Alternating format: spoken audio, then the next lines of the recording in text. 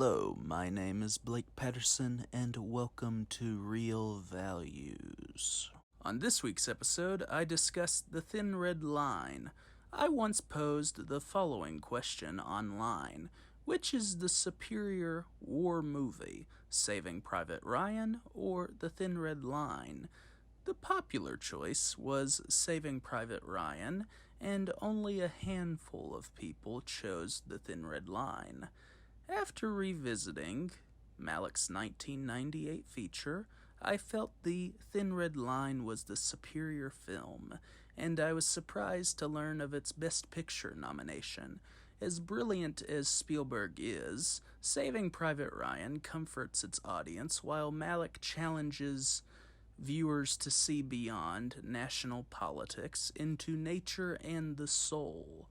In The Thin Red Line, Malick studies not only the horrors of war, but incorporates notions of nature's involvement in the destruction and how suffering peels layers of machismo to peek into the soul. Instead of opening with carnage, The Thin Red Line focuses on an army soldier, Private Robert E. Lee Witt, separating from his unit and living with Melanesian natives.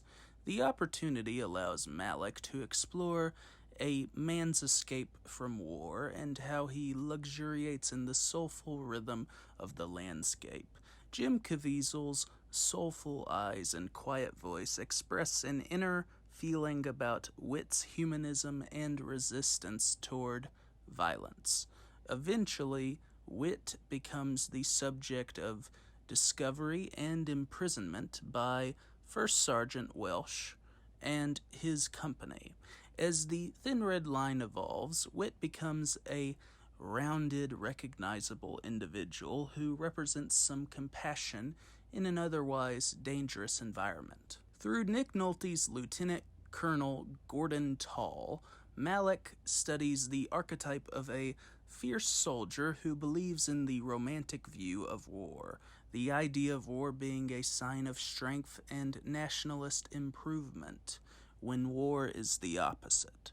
Throughout, Tall's perception of war being a much-awaited opportunity reveals a broken core. Even with all his rage, Tall is a man who is as vulnerable as the other men, yet he does not display it to establish the social standards for masculinity.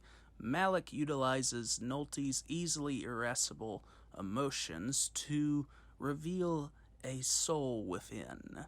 Nolte's sullen face in later sequences confirms the essence Malick pursues. There are other strong performances in The Thin Red Line from people of varying statuses. As First Sergeant Welsh, Sean Penn tries to strengthen Adrian Brody's Corporal Fife and change Witt's idealistic view. The beauty of Welsh's characterization is how he discreetly admires Witt's belief system beneath his pessimism. While Brody's footage is a curious mystery, Elias Koteas, Dash Mahawk, and Ben Chaplin deliver memorable and moving performances. Chaplin, in particular, causes the viewers to believe in his character's sexual frustrations due to his wife leaving for another man. There are small but intriguing moments from John Cusack, Woody Harrelson, John Travolta, and George Clooney. Still, the main cast brings The Thin Red Line to its resounding conclusion. With the incorporation of Steadicam and a handheld camera, Malick and his crew create a continuously immersive experience in the perils of battle. The techniques do not draw attention to themselves as much as they fluctuate with the atmosphere. Even knowing Malick's storytelling style, the cinematography offers unpredictability to what will happen to the soldiers. Malick counters nature's elegance with war's violence, and the tones evolve evenly. The footage of grassy hills and beaches is some of the most stunning in how the camera poetically includes them. While Malick is famous for his romantic visual poetry, the filmmaker does not reduce the emotional impact of war in a glossy art video. There is nothing traditional in how Malick and Toll shoot the Thin Red Line, so the feeling during the movie is one of uncertainty. Even with all of its brilliance, the missing footage of Brody's characterization would give the Thin Red Line a complete shape. Brody infamously expected to be the lead actor of the motion picture until he realized he was barely in it during a screening. Still, Malick accomplishes his vision exceptionally with an even balance of nature and war. The final image of a young flower at the beach expresses genuine hope instead of a simple flag-waving tactic. Amid the harshness of war, the cycle leads back to rebirth as Malick emanates.